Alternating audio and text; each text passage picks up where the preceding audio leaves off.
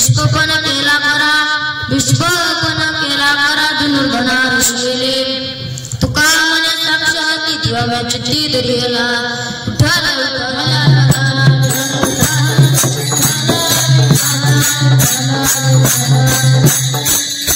महायोग पीठे तटे भीमरजम वरकुंडलिकाय दातुं मुनीन्द्रे समागत्य तिष्ठं तमानंद कंदम परब्रह्मलिंगं भजे पांडुरंगं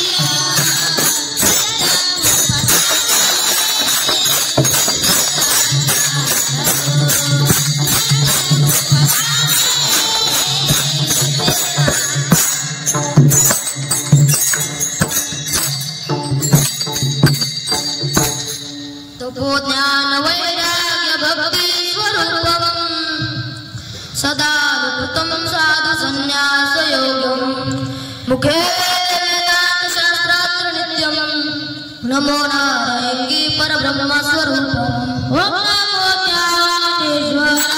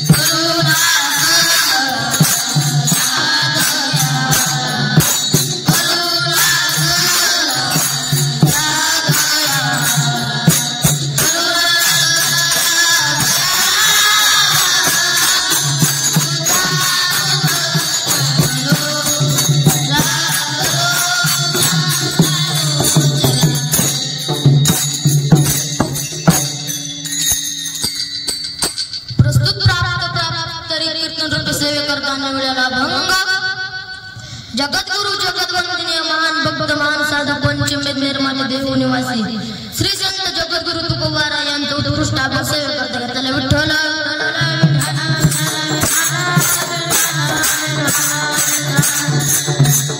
कीर्तनाला सुरू करण्यापूर्वी अल्पसा पर्याय द्यायचा तो म्हणजे असा की नात्र मान्यते वारकरी शिक्षण मध्ये चाललेला अखंड हरिनाम सप्ताह नवरात्री निमित्त या कीर्तनामध्ये माझी पहिल्या दिवशी कीर्तन सेवा झालेली आहे तसे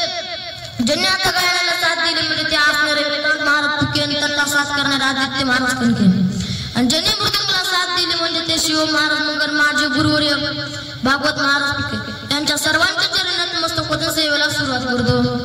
सेवेला सेवक झालो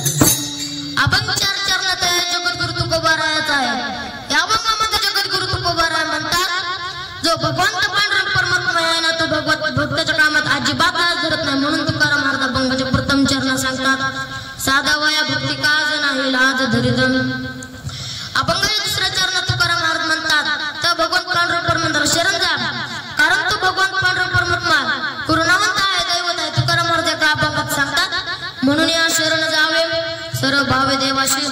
तो तुकाराम महाराज म्हणतात अभंगाच्या तिसऱ्या चरणामध्ये ब्रह्मदेवाला सुद्धा संसार सागर जाणसे फार अवघड आणि भीष्माची प्रतिज्ञा खरी केली म्हणून तुकाराम महाराज अभंगाच्या तिसऱ्या चरणात सांगतात भीष्मपणा केला खरा धनुर्धना ऋषीला.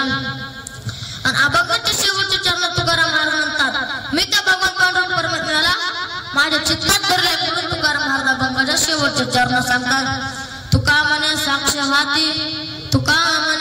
हाती तेव्हा म्या चित्ती धरेला. हा झाला अभंगाचा सरळ सरळ भावार्थ. विठ्ठल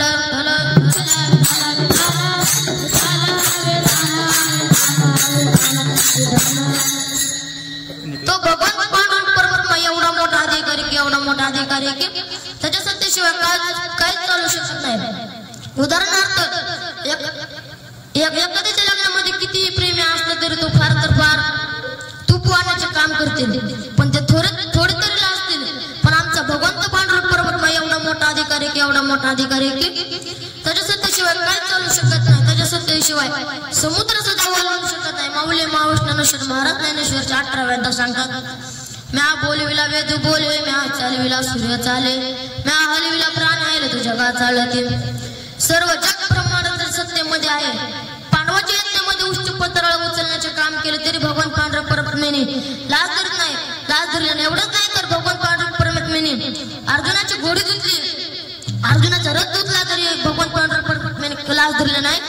एक वेळेस काय झालं तर ऐका कर्णीने आता तीक्ष्ण बाण काढला आणि अर्जुनावर सोडला. मात्र समजायला वाटलं की आता अर्जुन काय वाचत नाही आता प्रलय होईल म्हणून भगवान पांडुरंग परमात्म्याने अर्जुनाचा जागच्या जागीच खाली दाबला. अर्जुनाचं फक्त संकटकाळी फक्त मुकुटच उडाला आणि अर्जुनाने आपल्या पाठीमागे बसला आणि देवाला पुढे उभे राहिले. तर तुकाराम महाराज एका अभंग सांगतात पायको पाठीशी घातला आता आपण पुढे उभा राहिला आम्हा घाली पाठीमागे आम्ही कलिकाळाशी पुढे. स्वतः भगवान पांडुरंग परमात्म्याने अर्जुनाला आपल्या प्रताच्या पाठीमागे बसवले आणि आपण स्वतः कलिकाळाशी पुढतो. उदाहरण एक तुम्हाला दृष्टांत सांगतो. विठ्ठल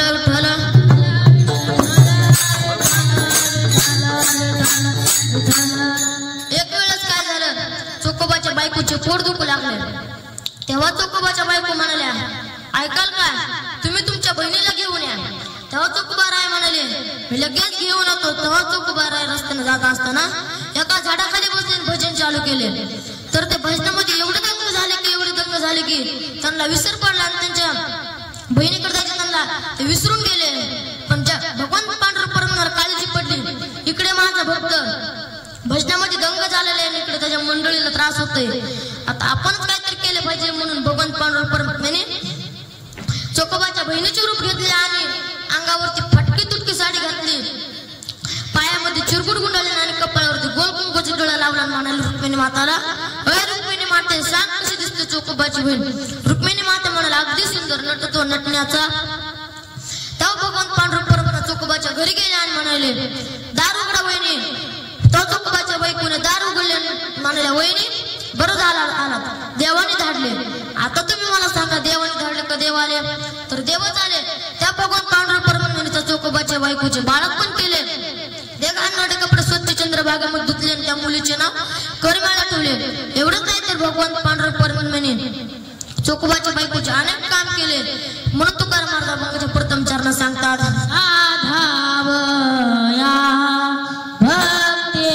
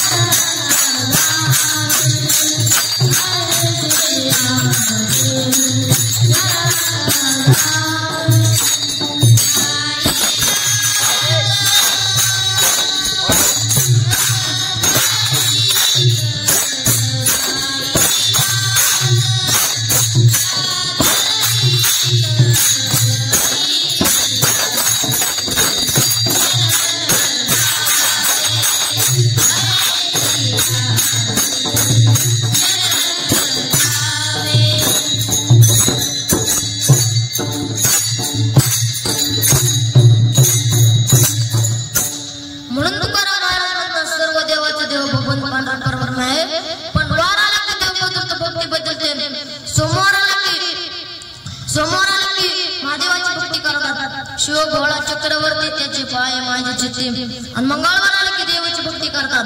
अनादि निर्गुण प्रकटिली भोगाने माय महिषासुर मृदंग लावणे त्रिविध तापाची कराया झाडे मृदंग लावणे हरी करी.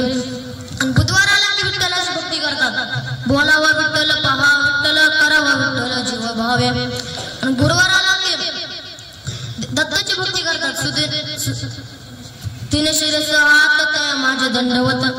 आणि शुक्रवार आला की परत देवीची भक्ती करतात. सुदिन सुवेळ तुझ्या मांडी गोंधळा पंच प्राण देव उल्लळ. आणि रविवार आला की खंडोबाची भक्ती. शनिवार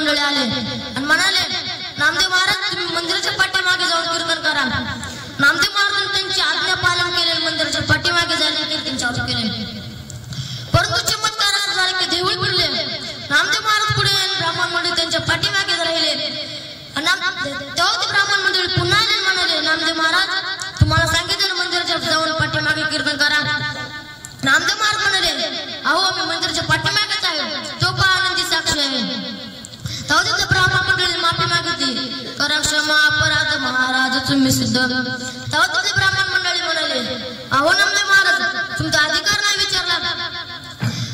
नाही विचारायला अधिकार मी आपला विठ्ठल विठ्ठल विठ्ठल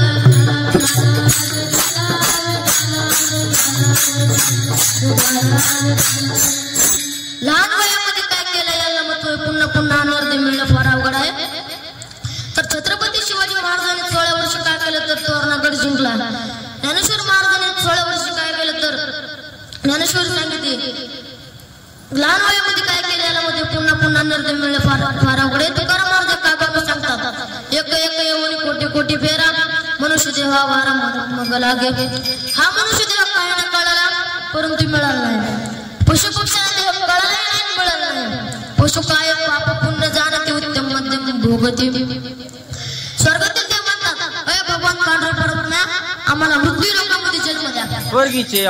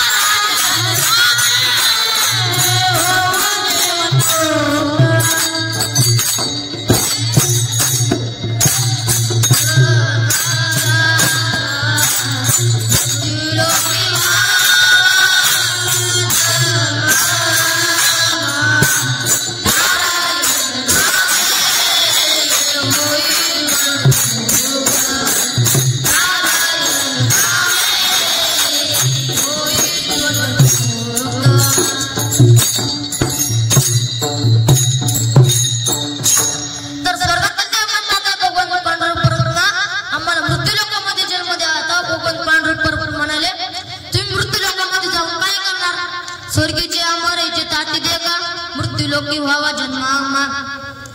तर स्वर्गातील देव म्हणतात आम्ही मृत्यू लोकांमध्ये जाऊन स्वर्गीचे अमर जाऊन मृत्यू लोक व्हावा जन्मा. काही ना ते कळायला नाही मिळालं नाही. आपला अंतर देव कळाला असतो तर आपण दारू पिलो असतो का मांसाहार केला असता का नाही. आपल्याला देव कळालं नाही तर तुकाराम महाराज दुसऱ्या चरणा सांगतात शरण जा तर कोणाशी तर ते तुकाराम महाराज दुसऱ्या चरणा सांगतात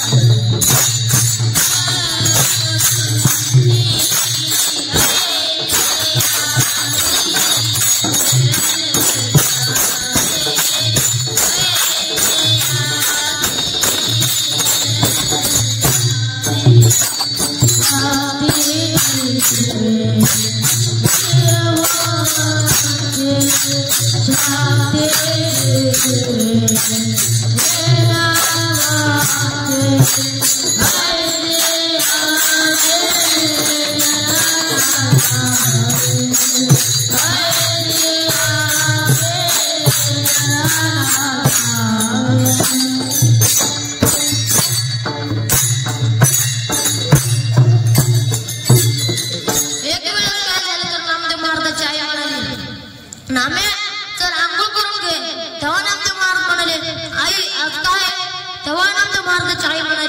आज दिवाळी पाडवा आहे, आज उपणे लावून आंघोळ करतात.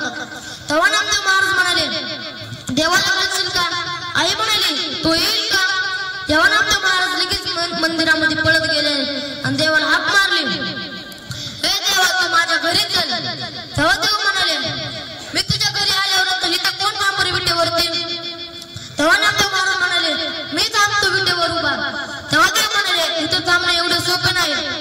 आता 5 वाजता भक्त मंडळी येतील, काकडा आरती होईल, अंगावरती गरम पाणी टाकतील, मग महानैवेद्य दाखवतील, मग पूजा होईल. मग तेव्हा नामदेव महाराज म्हणाले मी थांबतो, मी हे करतो. तेव्हा नामदेव महाराज हट्ट करू लागले म्हणून देव म्हणाले तू थांब विटेवर उभा, पण माझं काय हट्टी आहे. तेव्हा देव म्हणाले आता भक्त मंडळी आल्यानंतर अंगावरती गरम पाणी टाकतील, रागवायचं नाही. मग गार पाणी टाकतील, रागवायचं नाही. महानैवेद्य दाखवील तर खायचं नाही. मग समजा शेवटला लोण्याचा गोळा तोंडाला लावतील तर खायचं नाही. तू तर असं केलं तर तुझी फटफटीत होईल. तेव्हा देव विटेवर उभा राहिले म्हणाले अरे देवा सांग कसं दिसतो? सुंदर ध्यान उभे विटेवरी करकटेवर ठेवून या. तेव्हा नामदेव महाराज अंगावरती हात ठेवून उभा राहिले आणि म्हणाले सांग कसं दिसतो? तर भक्त मंडळी आले, अंगावरती गरम पाणी टाकते तरी नामदेव महाराज सहन केले, गार पाणी टाकले तरी सुद्धा सहन केले, पंचभूतांना आंघोळ घातली तरी सुद्धा सहन केले. मग नंतर त्याला महानैवेद्य दाखविला, खाल्ला नाही. आणि समजाच शेवटला लोण्याचा गोळा तोंडाला लावला, परंतु नामदेव महाराज तोंडाला पाणी सुटले. तेव्हा नामदेव महाराजांनी आपली आतची घालवली आणि तेव्हा तुमच्या का भक्त मंडळीचे लक्ष नामदेव महाराजांकडे गेले. तो म्हणाला अरे हा आपला देव नाही, हा दुसराच कोणी करेल. तेव्हा नामदेव महाराज घाबरले आणि विटेवरून खाली उडी मारली. तेव्हा तिथले भक्त मंडळी म्हणाले हा देव नाही, आपला नाम आहे, मारा त्याला. त्यावर तिथे मग देव प्रकट झाले, म्हणाले नामा तू घाबरू नको, मी तुझ्या पाठीचे आहे, बोल तुला काय पाहिजे. तर नामदेव महाराज एका अभंग सांगतात अक्कल पायू शिवाय तया कुळा माझी असं कळ अर्चदास विठ्ठल विठ्ठल विठ्ठल.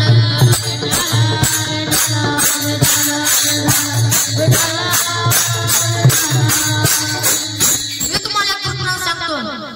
एका राजाचे पोट दुखू लागलं तेव्हा तो राजा म्हणाला वैद्यांना बोलून आणा. वैद्यांनी सांगितले की औषधासाठी जिवंत कावळा पाहिजे. तेव्हा शिपाई औषधासाठी जिवंत कावळे आणूनच निघाले. पण त्यांना जात असताना एका नदीमध्ये एक आंधळा आंघोळ करताना दिसला. तो आंधळा सहजरीतीमध्ये वर हात करून टाळे वाजत असताना त्याच्या हातामध्ये कावळा सापडला. आणि तेच शिपाईने पाहिले. शिपाई त्याच्या जवळ गेले, म्हणाले तुझा कावळा आम्हाला देशील का? त्या आंधळे लगेच आवाज ओळखला, हे शिपाईचा आवाज आहे. तो आंधळ म्हणला माझा कावळा तुला फुकट वाटला का? शिपाई म्हणले 500 रुपये देशील का? आंधळीने सहज विचार केला आपण तर साध्या मंदिरामध्ये बसलो तर आपल्याला साधे कोणी 5 रुपये देत नाही. तर आंधळा म्हणाला माझा कावळा तुम्हाला 500ला वाटला का? शिपाई म्हणाले 5000ला. आंधळा म्हणला नाही जमणार. तर 5 लाखला देशील का? आंधळा म्हणला ठीक आहे. आंधळीने हात पुढे केले, त्याच्या हातातून कावळा उडून गेला. शिपाई म्हणाले हे आंधळ्या तुझा कावळा आम्हाला तर भेटला नाही. तो आंधळा म्हणाला तुम्ही 5 मिनिटं थांबा, मी तुम्ही 5 मिनिटं थांबा, मी आता लगेच कावळा पकडून आणतो. आता तुम्ही मला सांगा. तो आंधळा नदीमध्ये आरती बसतो, टाळे वाजत बसला तर त्याच्या बापांचा कावळा सापडेल का? तुकाराम महाराज म्हणतात पावाला हा देह कागटले नाही, न घडू पाय घोडाले विठ्ठल विठ्ठल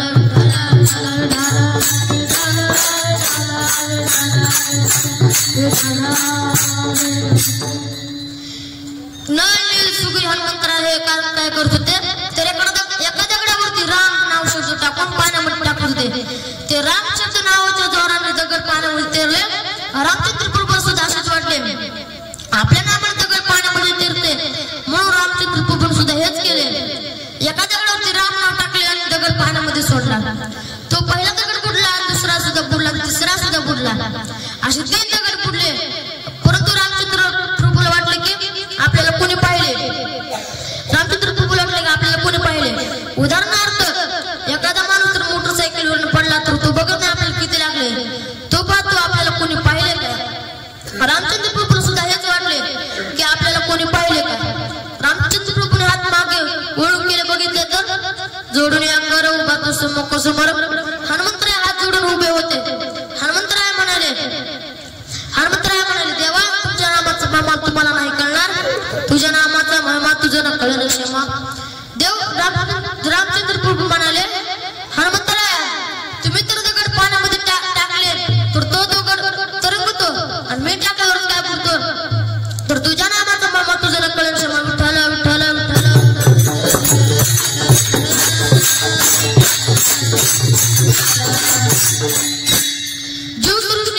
जीवसृष्टीमध्ये शुद्धतेला फार महत्व आहे. मनुष्याचे मन शुद्ध पाहिजे. करुणिया शुद्ध मन नारायण स्मरावा. जे अन्न आपण सेवन करतो ते अन्न शुद्ध पाहिजे. अन्नाचे 3 प्रकार किती सांगितले.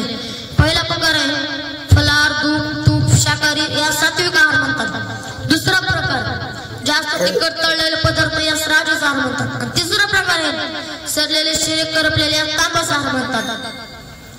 तर या जगात फक्त भगवान पांडुरंग परमेश्वराचे नाव शुद्ध आहे. एकदा काय झालं माझ्या कीर्तनामध्ये लाईट गेली तेव्हा एक मुलगा उठला म्हणाला महाराज थांबा प्रकाश लय येऊ द्या. मी थांबलो तो मुलगा 5 मिनिट डबल उठला म्हणाला महाराज चालू करा. मी म्हणलो अजून तर प्रकाश आला नाही समजीकडे अंधार तर अंधार आहे. तेव्हा तो मुलगा म्हणाला महाराज प्रकाश आमच्या वायरमॅनचे नाव विठ्ठल आहे विठ्ठल आहे विठ्ठल आहे.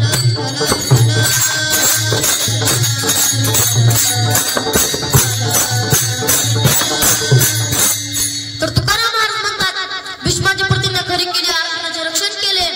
एवढं नाही तर अनेक भगवान पांडुरंग परमात्म्याने अनेक भक्ताचे काम केले. म्हणून तुकाराम महाराज म्हणतात तिसरा चरला सांगतात भीष्म रूप केला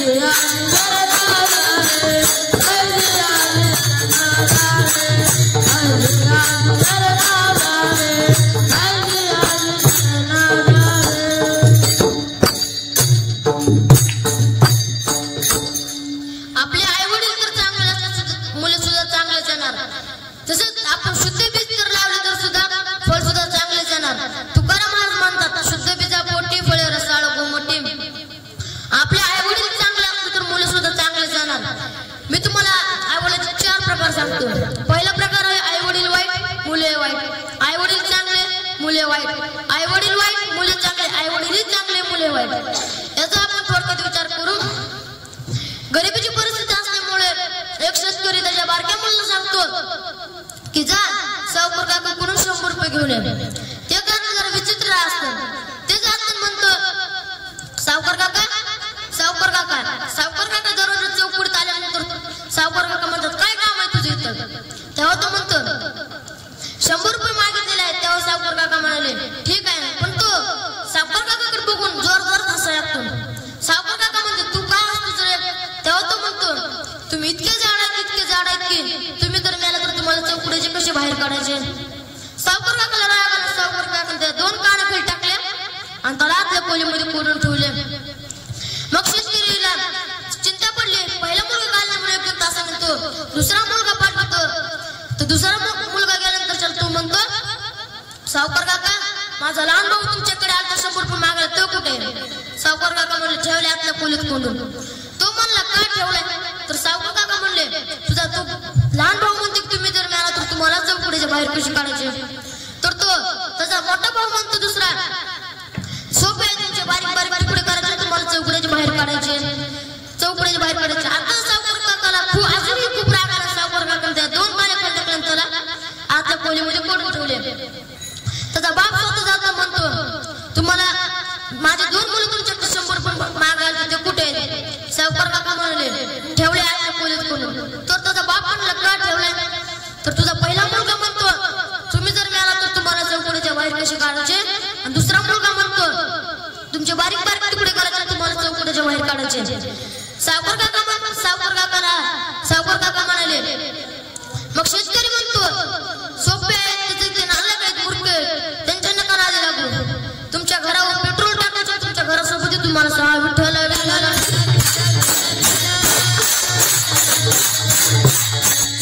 आईवडील वाईट असले सुद्धा मुले सुद्धा चांगले जाणार.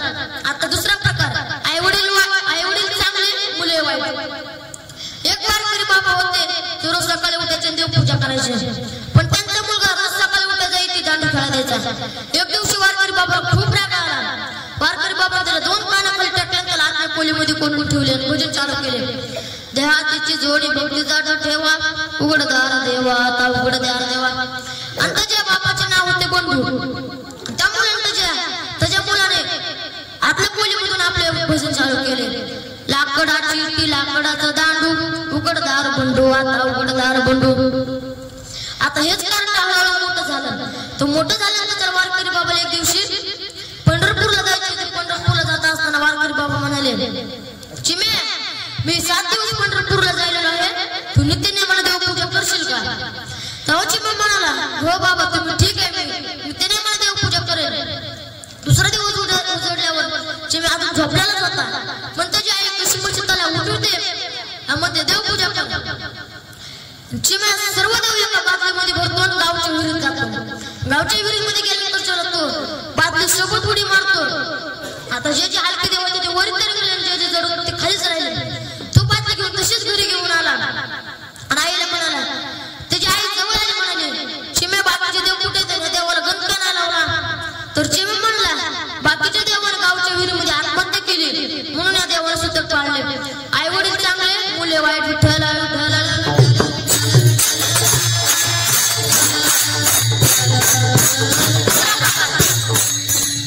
आता तिसरा प्रकार, आई वडील वाईट, मुले चांगले. हिरण्यकशिपू कुपूर माहिती असेल सर्वांना, तो किती पापी होता, पण त्याच्या पोटी भक्त प्रल्हाद जन्माला आले. विठ्ठल विठ्ठल.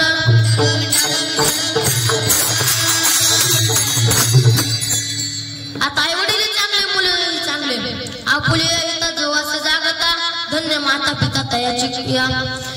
विठ्ठल पंताने जेव्हा संन्यास घातला तेव्हा रुक्मिणी आई साहेबांनी सुवर्ण पिंपळाला 1.25 लाख प्रदक्षिणा मारले, आणि त्याच्या पोटी 3 देव जन्माला आले. 3 देव जायचे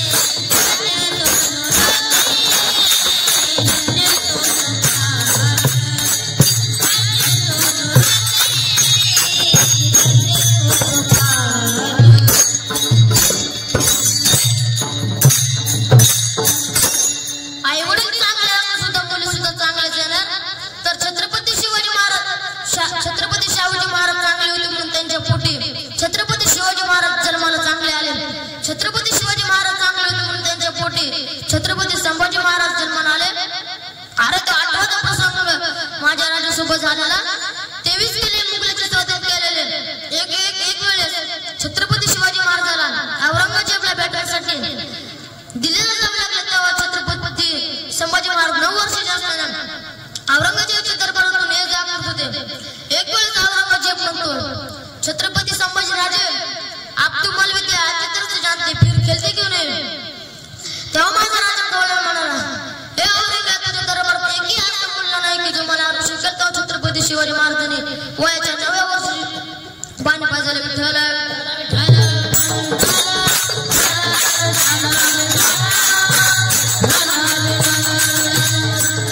तर तुकाराम महाराज म्हणतात विठ्ठल विठ्ठल विठ्ठल विठ्ठल